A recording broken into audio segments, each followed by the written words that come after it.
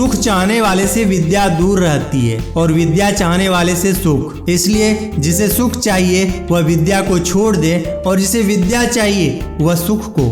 किसी भी कार्य को प्रारंभ करने से पहले यह आत्ममंथन करना चाहिए कि हम उसके लिए या वह हमारे लिए उपयुक्त है कि नहीं। अपनी शक्ति से अधिक का कार्य और कोई वस्तु पाने की कामना करना स्वयं के लिए ही कष्टदायी होता है।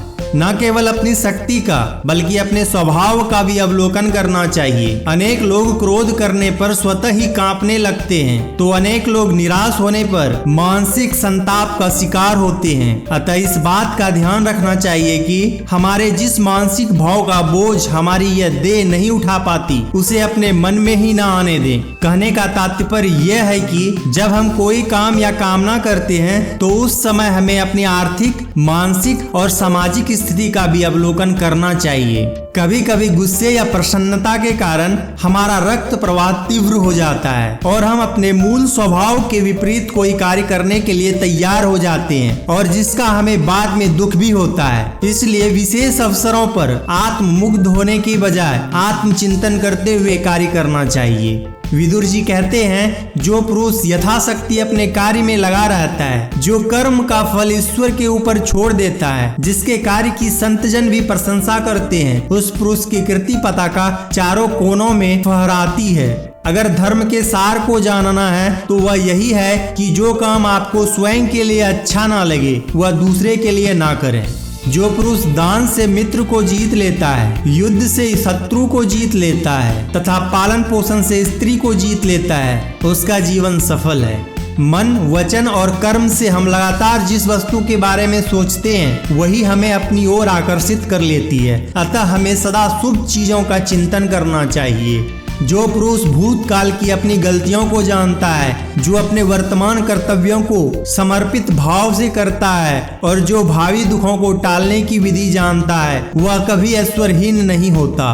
आग में तपाकर सोने की, सदाचार से सज्जन की, व्यवहार से संत पुरुष की, संकट काल में योद्धा की, आर्थिक संकट में धीर की तथा घोर संकट काल में मित्र और शत्रु की पहचान होती है। सज्जनता से अपकीर्ति दूर की जा सकती है, बल से संकट टाले जा सकते हैं, क्षमा से क्रोध को शांत किया जा सकता है तथा शिष्ट व्यवहार से बुरी आदतों को बदला जा सकता है। जो काम करके अंतकाल में अकेले बैठकर पछताना पड़े उसे शुरू ही नहीं होने देना चाहिए।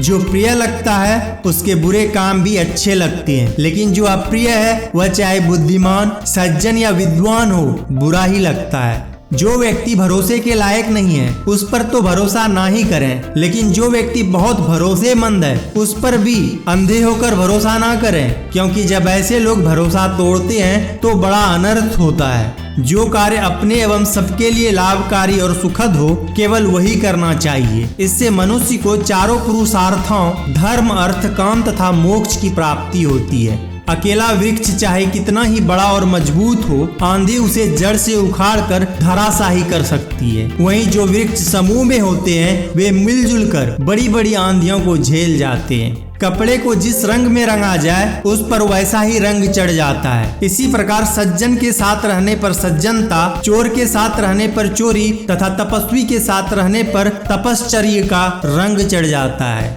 पच जाने पर भोजन की, यौवन बेदाग निकल जाने पर स्त्री की, युद्ध जीत लेने वाले योद्धा की तथा तत्व ज्ञान प्राप्त कर लेने पर तपस्वी की प्रशंसा होती है। हर दिन ऐसा कार्य करें कि हर रात सुख से कटे, बचपन में ऐसे कार्य करें कि वृद्धावस्था सुख से कटे और जीवन भर ऐसे कार्य करें कि मरने के बाद भी सुख मिले।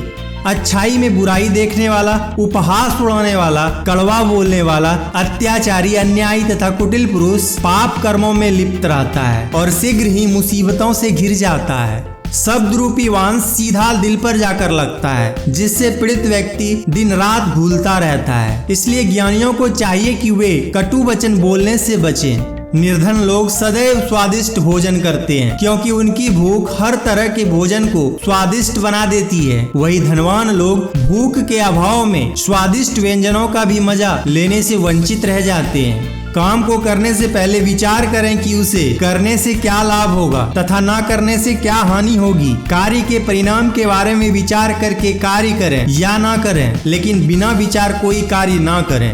अल्प बुद्धि वाले, देरी से कार्य करने वाले, जल्दबाजी करने वाले और चाटुकार लोगों के साथ गुप्त विचार विमर्श नहीं करना चाहिए। मनुष्य को चाहिए कि पहले कार्य का उद्देश्य तय करे, उसके परिणाम का आकलन करे, उससे अपनी उन्नति का विचार करे, फिर उसे आरंभ करे। जो व्यक्ति अपने अनुकूल तथा दूसरों के विरुद्ध कार्यों को इस प्रकार करता है कि लोगों को उनकी भनक तक नहीं लगती, अपनी नीतियों को सार्वजनिक नहीं करता, इससे उसके सभी कार्य सफल होते हैं। जो व्यक्ति बोलने की कला में निपुण हो, जिसकी वाणी लोगों को आकर्षित करे, जो किसी भी ग्रंथ की मूल बातों को शीघ्र ग्रहण करके बता सकता हो, जो तर्क वितर्क में निपुण हो, वही ज्ञानी है।